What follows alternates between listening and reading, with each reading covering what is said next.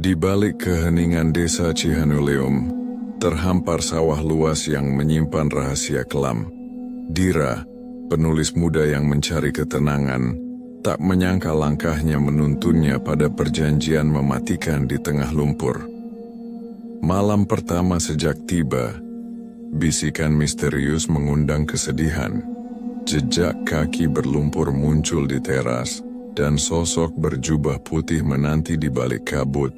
Saksikan kisah penuh teror, pengorbanan, dan arwah yang tak pernah pergi, hanya di perjanjian di tengah sawah.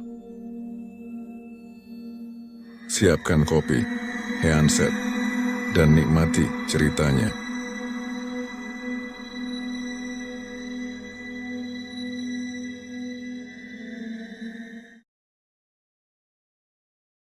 Namaku Dira. Aku baru saja pindah ke desa kecil bernama Cihanuleum, sebuah desa terpencil di Jawa Barat. Setelah bertahun-tahun tinggal di kota, aku merasa penat dan ingin mencari ketenangan. Pekerjaanku sebagai penulis lepas memungkinkan aku bekerja dari mana saja. Ketika aku menemukan rumah tua di pinggiran sawah yang disewakan dengan harga murah, aku langsung mengambil kesempatan itu. Rumahnya memang tua, tapi anginnya sejuk, Bu, kata Pak Soleh, pemilik rumah yang kini jadi tetanggaku. Tapi satu saja pesanku, jangan keluar malam-malam, apalagi lewat sawah yang di belakang rumah. Aku tersenyum, mengira itu hanya mitos desa. Kenapa memangnya, Pak? Pak Soleh menatapku agak lama sebelum menjawab. Kadang ada yang tidak ingin diganggu. Hari-hariku berjalan normal. Aku menulis, berkebun sedikit, dan berkenalan dengan warga sekitar. Mereka ramah, walau kadang menatapku seolah ingin memperingatkan sesuatu. Terutama jika aku menyebut soal sawah belakang rumah. Malam pertama aku begadang sampai lewat tengah malam. Bukan karena apa, tapi tenggat tulisan yang harus aku selesaikan. Saat jam menunjukkan pukul 1:15, aku mendengar suara aneh dari luar jendela. Krek, krek, krek. Suara seperti ranting yang diinjak seseorang. Aku mengintip keluar jendela. Tak ada siapa-siapa, hanya hamparan sawah gelap yang diselimuti kabut tipis. Keesokan paginya, aku bertanya pada Pak Soleh, Pak, semalam saya dengar suara langkah dari arah sawah. Apa mungkin ada binatang? Pak Soleh tampak gelisah. Sudah saya bilang, Bu Dira, jangan begadang terlalu malam. Dan jangan pernah coba-coba ke sawah kalau dengar suara aneh. Aku tertawa kecil, berusaha tak terlihat takut. Tapi malam berikutnya, rasa penasaran mengalahkan rasa takutku. Jam menunjukkan 00:45. Aku mematikan lampu dan duduk di dekat jendela menanti. Tak lama kemudian, krek, krek. Kali ini lebih dekat. Aku memberanikan diri membuka jendela sedikit. Kabut mulai turun. Tiba-tiba samar-samar, aku melihat seseorang berdiri di tengah sawah. Sosoknya tinggi, berjubah putih, dan rambutnya menjuntai ke bawah. Dia diam saja. Aku mengedipkan mata. Saat membuka mata lagi, sosok itu sudah lebih dekat. Seolah melompat beberapa meter ke arahku. Aku menutup jendela dengan cepat dan menarik tirai. Jantungku berdetak sangat cepat. Aku mencoba mengabaikannya dan tidur dengan selimut menutupi kepala. Pagi harinya, aku berpikir mungkin itu hanya halusinasi karena kurang tidur. Tapi ketika aku membuka pintu depan rumah, ada jejak lumpur di teras. Jejak kaki besar, seperti bekas telapak manusia, mengarah ke jendelaku. Aku memberanikan diri bertanya ke warga lain. Salah satu nenek di warung kecil menatapku lama sebelum berkata lirih. Kalau kamu sudah lihat dia, berarti kamu harus memberi. Memberi apa? Tanyaku. Dia hanya tersenyum samar, tapi matanya tidak bersahabat. Doa, darah, atau dia akan ambil sesuatu darimu. Malam itu aku memutuskan untuk tidur lebih awal. Tapi jam 2 pagi aku terbangun karena suara bisikan. Dira, kamu sudah lihat aku? Aku membuka mata. Di ujung tempat tidurku ada yang berdiri. Rambut panjang menutupi wajahnya. Bajunya basah kuyup seperti habis dari sawah. Dan dari tubuhnya mengalir lumpur. Aku tak bisa bergerak. Seluruh tubuhku kaku. Suara tangisan lirih mulai terdengar dari sosok itu. Kau harus ganti tempatku. Gelap. Aku pingsan. Keesokan paginya, aku terbangun di ranjangku. Semua tampak normal, kecuali satu hal. Kakiku berlumpur. Dan di bawah tempat tidurku, ada seikat padi basah yang tak mungkin ada di sana sebelumnya. Hari itu aku tak bisa berkonsentrasi menulis. Bayangan sosok perempuan yang berdiri di ujung ranjangku semalam terus menghantui pikiranku. Dan jejak lumpur di kaki serta padi basah di bawah tempat tidur bukan mimpi. Aku sudah mencoba membersihkan semuanya, tapi aroma lumpur itu tetap tertinggal. Menyengat seperti tanah basah yang membusuk. Aku akhirnya memutuskan untuk kembali bertanya ke Pak Soleh. Pak, saya ingin tahu sebenarnya apa yang terjadi di sini. Kenapa semua orang seolah menutupi sesuatu? Pak Soleh diam.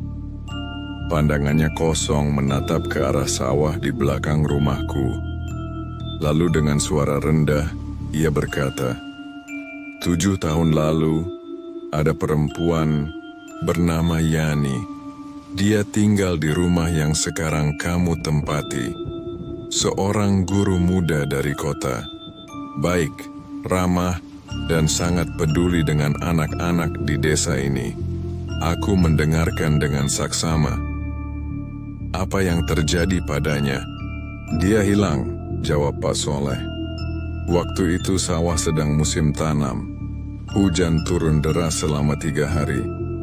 Lalu pada malam keempat, warga dengar suara jeritan dari arah sawah. Tapi tak ada yang berani mencari. Esoknya, hanya ditemukan sandal dan kain selendangnya di tengah lumpur. Aku menggigit bibirku. Mayatnya nggak ditemukan, Pak Soleh menggeleng. Tapi malam-malam, beberapa warga mulai melihat sosok perempuan berdiri di tengah sawah. Lalu, satu persatu yang pernah dekat dengannya menghilang juga. Kadang tubuh mereka ditemukan terapung di kolam irigasi. Kadang hanya jejak kaki yang tersisa. Aku merasakan hawa dingin menyusup ke tubuhku. Kenapa nggak lapor polisi? Kami lapor, tapi polisi cuma anggap itu kecelakaan. Tapi kami tahu, Yani belum pergi. Arwahnya tertinggal, terperangkap. Aku menelan ludah. Apa yang harus aku lakukan kalau dia muncul lagi? Pak Soleh menatapku dengan serius. Jangan lihat dia di mata. Jangan jawab saat dia memanggil. Dan jangan pernah menyentuh padi yang basah. Malam harinya, aku mencoba untuk tidak memikirkan semua itu. Tapi rasa takut sudah terlalu dalam mengakar. Aku menyalakan semua lampu dan tidur dengan bantal menutupi kepala. Tapi tetap saja. Pukul 02.11, aku terbangun lagi. Kali ini bukan karena suara langkah, tapi karena suara seseorang mengetuk pintu depan. Tok. Tok. Tok. Aku menahan napas. Mungkin hanya Pak Soleh. Tapi siapa yang datang ke rumah orang tengah malam begini? Aku berjalan pelan ke ruang depan. Jantungku berdetak sangat keras. Aku berdiri di balik pintu. Tidak membuka, hanya mengintip lewat celah jendela kecil di samping pintu. Tidak ada siapa-siapa, tapi ketika aku menoleh ke arah belakang rumah, dia berdiri di sawah lagi, lebih dekat dari sebelumnya. Wajahnya masih tersembunyi di balik rambut. Tapi aku bisa lihat tubuhnya gemetar, dan dari mulutnya terdengar suara pelan. Gantikan aku, gantikan aku. Aku mundur perlahan, lalu menutup semua tirai dan mengurung diri di kamar. Paginya, aku nekat pergi ke rumah Bu Erna, mantan kepala dusun yang katanya tahu semua sejarah desa ini. Ia tinggal di rumah tua penuh tanaman rambat, agak jauh dari pemukiman. Saat aku menceritakan semuanya, Bu Erna hanya mengangguk pelan. "Kamu sudah dipilih," katanya. "Dipilih untuk apa?" Yani dulu pernah membuat perjanjian. Katanya ingin tetap dekat dengan orang-orang yang disayanginya. Tapi perjanjian itu butuh tumbal. Sekarang dia terjebak dan butuh tubuh baru agar bisa bebas. Aku tercekat. "Apa maksudnya tubuh baru, Bu?" Erna berdiri lalu membuka laci tua dan menyerahkan sebuah benda padaku. Cermin kecil berbingkai hitam. "Kalau dia datang lagi, hadapkan cermin ini padanya. Tapi ingat, jangan sampai kamu melihat pantulan matanya. Kalau kamu lihat, dia akan tahu kamu siap digantikan." Malam ketiga, aku duduk di kamar dengan tangan gemetar memegang cermin kecil itu. Di luar, angin bertiup kencang. Tirai jendela berkibar seperti ingin memperingatkan. Tepat pukul 02 WIB, lampu rumah tiba-tiba padam. Aku tercekat. Lalu terdengar langkah kaki menyeret di depan kamarku. Dira. Aku kedinginan. Aku pegang erat cermin itu. Nafasku sesak. Perlahan, pintu kamarku terbuka sendiri, dan dia masuk. Kepalanya tertunduk, tubuhnya bergetar, meneteskan air lumpur ke lantai. Aku angkat cermin itu ke arahnya. Saat dia mengangkat wajahnya, matanya hitam. "Sepenuhnya, aku ingin tubuhmu." Aku tak bisa menahan diri. Aku menatap cermin, dan matanya menatap balik ke arahku melalui pantulan itu. Aku berteriak sekuat mungkin, tapi aku terbangun di lantai kamar. Semuanya tampak normal. Cermin itu tergeletak di sampingku, pecah menjadi 3 bagian. Tapi tubuhku terasa asing, dingin, berat, dan ada sesuatu yang menggumpal di tenggorokanku. Seperti aku baru saja menelan lumpur. Aku bangkit perlahan. Di cermin lemari aku melihat wajahku. Tapi bukan sepenuhnya wajahku. Ada sesuatu yang berbeda. Sorot mata yang bukan milikku. Pandangan kosong yang dalam dan gelap. Dan di leherku ada bekas luka kecil, seperti cakaran atau gigitan. Aku panik. Keluar rumah mencari Pak Soleh, tapi justru bertemu warga lain. Anehnya, mereka semua memandangku dengan tatapan heran atau takut. Seorang anak kecil bahkan menangis saat melihatku lalu berlari ke pelukan ibunya. "Bu Dira?" tanya si ibu dengan nada bingung. "Iya, Bu, saya kenapa?" Dia tak menjawab. Hanya cepat-cepat pergi seolah aku membawa kutukan. Aku kembali ke rumah. Di meja dapur aku menemukan sesuatu yang tak pernah kumiliki sebelumnya. Foto lama, foto. Itu menunjukkan seorang perempuan mengenakan seragam guru. tersenyum di tengah sawah. Di baliknya tertulis, Yani, 2016. Hari terakhir mengajar. Foto itu basah dan berbau lumpur. Aku langsung menemui Bu Erna. Ketika ia melihatku, ia langsung menutup pintu dan hanya bicara lewat celah. "Kamu sudah disentuh ya?" tanyanya pelan. Dia masuk ke dalam kubu, tapi aku masih sadar. Aku masih aku. Bu Erna mengangguk lemah. "Itu cuma sementara. Kalau kamu masih bisa membedakan dirimu dengan dia, berarti kamu belum sepenuhnya digantikan. Tapi waktumu tidak banyak." Aku menahan air mata. Apa yang harus aku lakukan? Harus ada penebusan, harus ada pengganti lain. Atau dia akan mengambil tubuhmu sepenuhnya. "Pengganti lain?" tanyaku, terkejut. Dia hanya bisa masuk ke tubuh manusia yang tahu keberadaannya, yang sudah menatap matanya, atau yang menerima panggilannya. Kalau kamu bisa membalikkan perjanjian itu, kamu bisa mengurungnya kembali. Aku mulai mengerti. Tapi siapa yang bisa dijadikan pengganti? Bu Erna menatapku tajam. "Kamu harus kembali ke tempat perjanjian itu dibuat." Maksudnya, di tengah sawah itu, di bawah pohon beringin mati. Di sanalah dulu Yani bersumpah di hadapan sesuatu yang tidak boleh disebut namanya. Malam itu, aku kembali ke rumah dengan perasaan campur aduk. Saat aku memandangi sawah dari jendela, kabut mulai turun lagi. Tapi kali ini sosok Yani tidak muncul di luar. Dia muncul di dalam cermin. Wajahku sendiri tersenyum aneh. Mataku menjadi sepenuhnya hitam. Dan dari pantulan cermin itu aku mendengar suaranya lagi. Gantian, ya. Aku menghancurkan cermin itu dengan lemparan keras. Tapi sesaat setelah itu, terdengar suara tertawa lirih dari belakangku. Aku menoleh.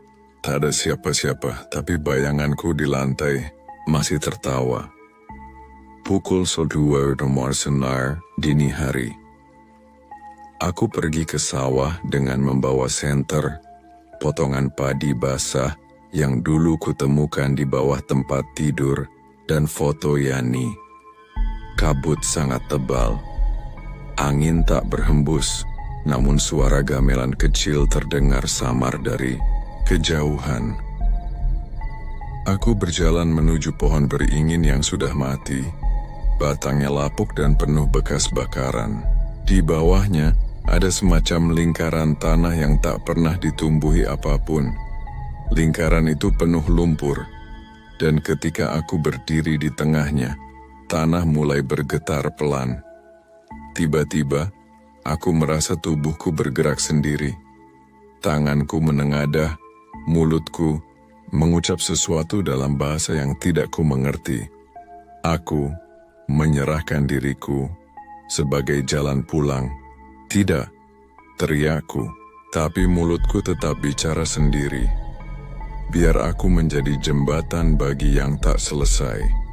Saat itulah suara tawa Yani menggema dari segala arah. Lumpur mulai naik sampai ke lututku. Sosoknya muncul perlahan dari bayang-bayang kabut. Kali ini jelas. Wajahnya rusak, sebagian kulit mengelupas, matanya hitam tapi mulutnya tersenyum manis. "Terima kasih, Dira. Sekarang giliranmu." Aku meraih foto Yani dan potongan padi. Dengan gemetar aku membacakan satu ayat yang Bu Erna tulis dalam kertas kecil, semacam doa penolakan perjanjian. Begitu aku selesai membaca, lumpur di bawahku mendidih. Suara Yani berubah menjadi jeritan mengerikan.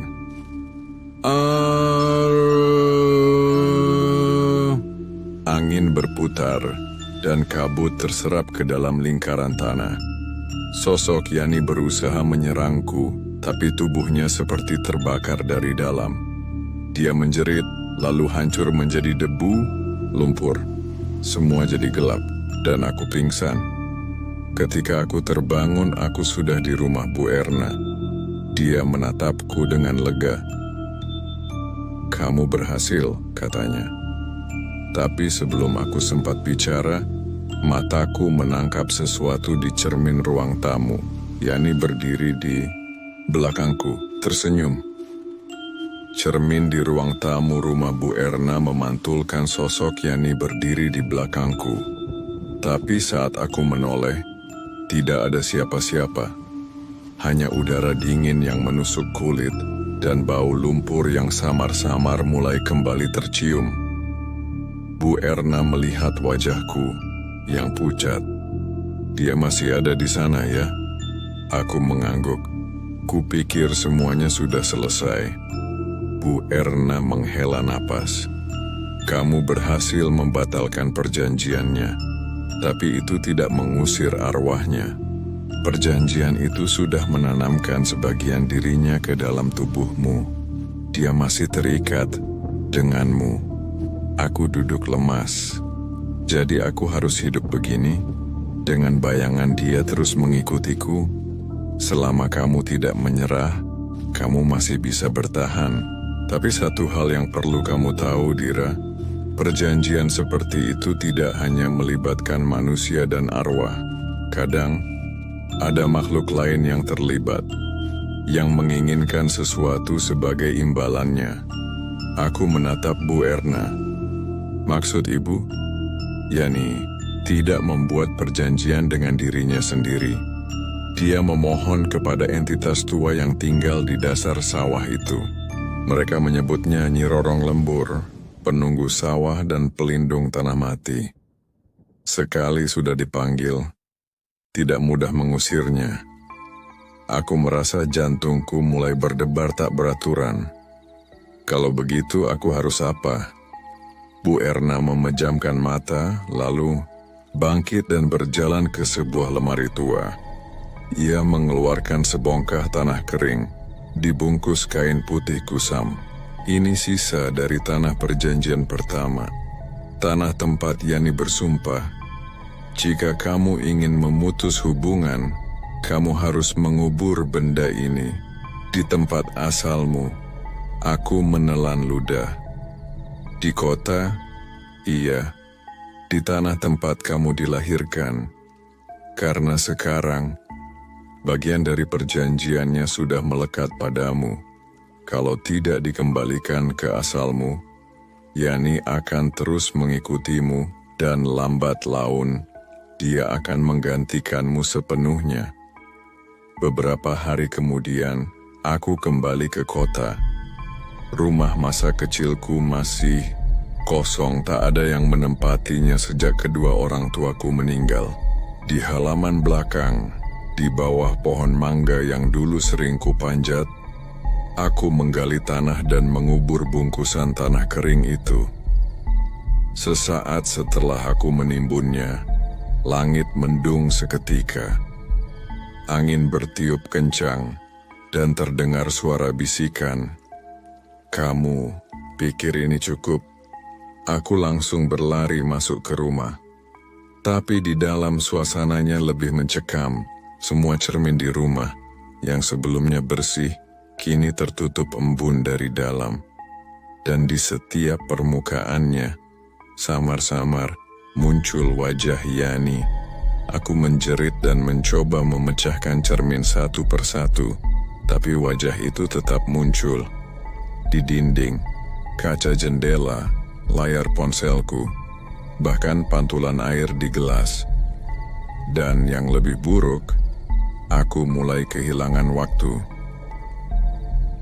Kadang aku terbangun di tempat yang tidak ku kenal. Tangan dan kakiku berlumpur. Atau tiba-tiba sedang berdiri di luar rumah tengah malam, tanpa tahu kenapa. Aku mulai menulis kalimat-kalimat aneh di buku catatanku, tulisan miring yang bukan milikku. Aku tak ingin pergi sendirian. Kau harus ikut, Dira. Kau sudah janji. Aku menghubungi Bu Erna, tapi nomor ponselnya sudah tidak aktif.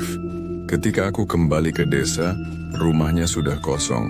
Kata warga, Bu Erna pergi seminggu lalu tanpa kabar. Pak Soleh pun hilang. Rumahnya kosong, berdebu, dan penuh bekas lumpur di lantai. Aku mulai sadar. Ini bukan sekadar arwah penasaran. Ini sesuatu yang lebih tua, lebih kuat. Sesuatu yang tidak bisa diusir hanya dengan doa.